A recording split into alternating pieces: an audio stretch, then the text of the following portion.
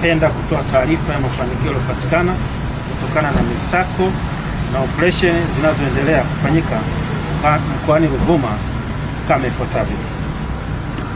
Jeshi la Polisi mkoa wa Ruvuma linawashikilia watuhumiwa wawili wanaofahamika kwa majina ya Said Ramadhani miaka 28, mkazi wa Mshangano na Manyigu, na Gamaeli Mundo miaka 36, mkazi wa Mtangimbole, kwa tuhuma za kumuua Lucas Msongera miaka 32, dereva wa bodaboda na mkazi wa Mkuzo Songea. Watuhumiwa hao walitenda kosa hilo tarehe 18 mwezi wa 3 2026 majira ya usiku, baada ya kumteka mwendesha pikipiki huyo na kumpeleka Peramiho na kisha kumshambulia kwa kutumia kitu butu na kusababisha kifo chake. Baada ya kutokea tukio hilo, Jeshi la Polisi mkoa wa Ruvuma kwa kutumia timu ya wataalamu wa kufuatilia matukio makubwa tulianza kufuatilia kwa haraka, na ilipofika tarehe 27 mwezi wa 3 2026 huko kijiji cha Mkaningole, kata Mkaningole, halmashauri ya Madaba, wilaya ya Songea, tulifanikiwa kuwakamata watuhumiwa wote wawili wakiwa wamejificha. Hata hivyo, baada ya ufuatiliaji tumebaini kuwa watuhumiwa hao walikuwa wakijihusisha na matukio mbalimbali ya uhalifu, ikiwa ni pamoja na uvunjaji na wizi wa pikipiki wilaya ya Songea.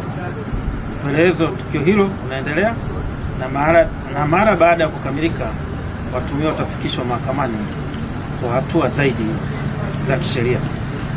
Aidha, kutokana na operesheni na misako inayoendelea kufanyika maeneo yote ya mkoa wa Ruvuma, tarehe 31 mwezi wa 3 2026 tulifanikiwa kumkamata mtuhumiwa anayetambulika kwa jina la Michael Ngonyani miaka 36, mkazi wa Mtangimbole, ambaye alikuwa akijihusisha na uhalifu wa aina mbalimbali, ikiwa ni pamoja na wizi wa magari mkoani Mbeya.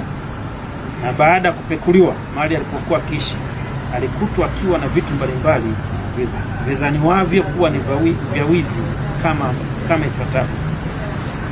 Moja, alikutwa na gari aina ya Toyota IST namba T 829 DYH. Pili, amekutwa na leseni 4 za udereva zenye majina ya watu tofauti tofauti.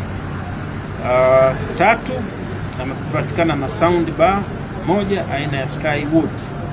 4, amepatikana na television 2, ya moja ya inchi 65 na nyingine ni ya inchi 55. Na 5, amekutwa na water pump moja. Vile vile mtuhumiwa huyo alikutwa akiwa na sare za Jeshi la Polisi kaki ya moja na sare za Jeshi la Wananchi wa Tanzania JWTZ suruali moja na t-shirt moja, ambazo alikuwa akizitumia kufanyia uhalifu katika maeneo mbalimbali kwa kujifanya ni askari.